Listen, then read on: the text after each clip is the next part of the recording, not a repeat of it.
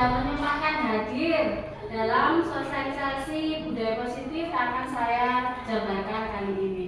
Untuk meningkat waktu kita lanjutkan ya Bu. Budaya positif adalah di sini ada tujuannya dari sosialisasi diseminasi adalah untuk memenuhi tugas aksi nyata modul 1-4, kemudian penyebaran pemahaman budaya positif kepada seluruh warga sekolah, dan yang terakhir mengajak warga sekolah untuk bersama-sama menerapkan budaya positif. Lanjut, konsep dari inti budaya positif adalah ada 8. 1. Perubahan paradigma belajar. Yang kedua, disiplin positif.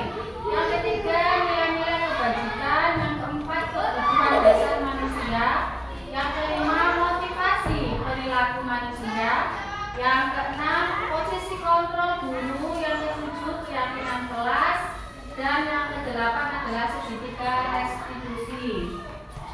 Selanjutnya yang pertama adalah pembelajaran dengan paradigma baru. Yang dimaksud di sini adalah pembelajaran yang merancang berdasarkan prinsip pembelajaran berdiferensiasi sehingga para peserta didik belajar sesuai dengan kebutuhannya berdasarkan tahap perkembangan sesuai dengan teori psikologi modern untuk mewujudkan profil pelajar Pancasila.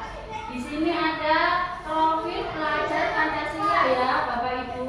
Yang pertama adalah bertakwa kepada Tuhan Yang Maha Esa, kemudian mandiri, bernalar kritis, kreatif, bergotong royong, dan berkebinekaan global. Selanjutnya adalah miskonsepsi teori kontrol, ilusi guru mengontrol murid. 2. Ilusi bahwa kritik dan membuat rasa bersalah mampu menguatkan karakter. Ilusi bahwa semua penguatan positif efektif dan bermanfaat. Dan yang keempat adalah ilusi bahwa orang dewasa berhak memaksa anak ya. Itu adalah miskonsepsi yang salah ya. Di sini ada contoh paradigma, stimulus respon, pendekatan teori kontrol. Yang kedua adalah disiplin positif ya Bu. Disiplin positif di sini, lanjut next. Nah, ini merupakan salah satu cara menerapkan disiplin yang bertujuan untuk menumbuhkan kesadaran serta memberdayakan peserta didik tanpa imbalan atau reward, penghargaan, ancaman, bahkan hukuman.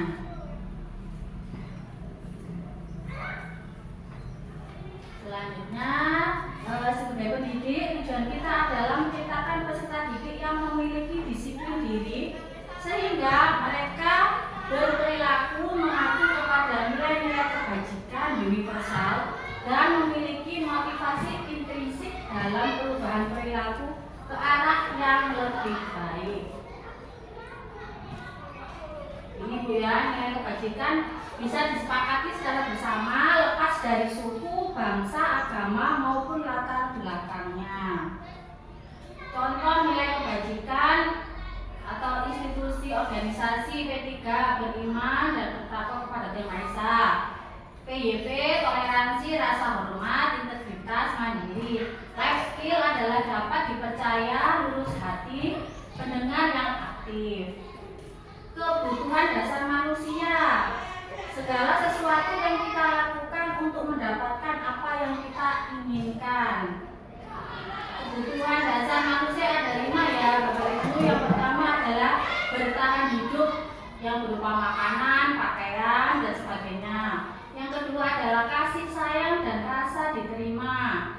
Contohnya berbagi, bekerjasama, rasa diterima, dan sebagainya.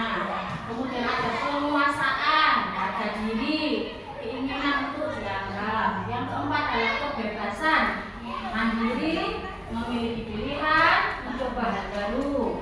Kemudian terakhir adalah kesenangan, yaitu bermain, humor, antusiasme, dan tertawa. Yang kelima adalah motivasi berperilaku manusia. Nah, di sini ada 2 ya, ekstrinsik dan intrinsik. Yang ekstrinsik adalah untuk menghindari ketidaknyamanan atau hukuman atau mendapatkan imbalan penghargaan dari orang lain, itu ekstrinsik. Kalau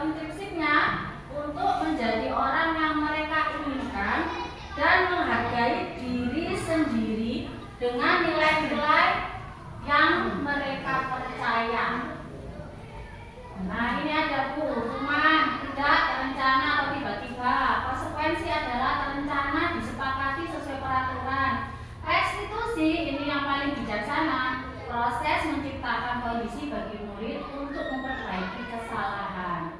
6. Motivasi perilaku manusia ada 5, yaitu penghukum, teman, manajer, pemantau, dan yang terakhir membuat rasa bersalah. Di sini ada contohnya. Nah, ini membuat keyakinan kelas yang ketujuh ya. Mengapa keyakinan kelas? Mengapa bukan peraturan kelas? Keyakinan kelas itu satu bersifat abstrak, yang kedua dibuat dengan pernyataan positif, ya pernyataan positif. Yang ketiga sedikit saja agar mudah diingat. Keempat berupa pernyataan universal. Yang kelima sesuai dengan kondisi kelas dan sekolah sehingga mudah diterapkan. Yang keenam adalah semua warga sekolah kelas dilibatkan saat pembuatan keyakinan kelas. Nah, ini langkah-langkah pembuatan keyakinan kelas adalah satu, berdiskusi dulu. Yang kedua, mengubah peraturan-peraturan menjadi kalimat yang lebih positif. Yang ketiga, menanyakan peraturan-peraturan menjadi nilai-nilai kebajikan. Yang keempat, berdiskusi mengenai gambaran perilaku yang mencerminkan keyakinan kelas. Yang kelima, berdiskusi mengenai seluruh peran warga sekolah. Dan yang keenam, meninjau ulang keyakinan kelas dari waktu ke waktu dari tahun kemarin. Maksudnya seperti ini ya, mengubah kalimat negatif menjadi positif.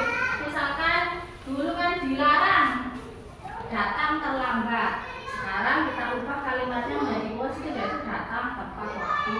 Kemudian tidak bicara apa ini? Tidak boleh merusak fasilitas sekolah. Diganti ya kalimatnya menjadi jaga dan rawat fasilitas sekolah. Jadi kata-kata dilarang, tidak boleh, jangan sekarang sudah dirubah menjadi kalimat yang lebih positif. Keyakinan kelas contohnya adalah seperti ini: berdoa dengan khusyuk, menjaga kebersihan kelas, konsentrasi dan fokus saat pembelajaran, datang tepat waktu dan sebagainya. Segitiga restitusi atau proses dialog yang dijalankan oleh guru kepada murid saat ada sebuah permasalahan agar menghasilkan murid yang mandiri dan bertanggung jawab. Ini satu, menstabilkan; dua, validasi tindakan; yang ketiga, menanyakan keyakinan. Di sini ada segitiga restitusi Bapak Ibu. Yang pertama adalah menstabilkan identitas. Kata-kata yang bisa kita gunakan untuk kepada murid adalah setiap orang pasti pernah melakukan kesalahan. Yang kedua, validasi tindakan yang salah, contohnya kamu tentu punya alasan mengapa melakukan itu. Kemudian yang ketiga adalah menanyakan keyakinan kepada anak. Keyakinan kelas apa yang telah kita sepakati. Demikian Bapak Ibu, terima kasih. Barangkali ada pertanyaan, silakan. Pas. Sudah, terima kasih Bu ya. Sudah hadir di. Terima kasih Bapak Ibu sudah hadir dalam sosialisasi saya kali ini. Semoga bermanfaat apa yang sudah saya berikan kali ini. Saya akhiri. Wassalamualaikum warahmatullahi wabarakatuh. Waalaikumsalam warahmatullahi wabarakatuh.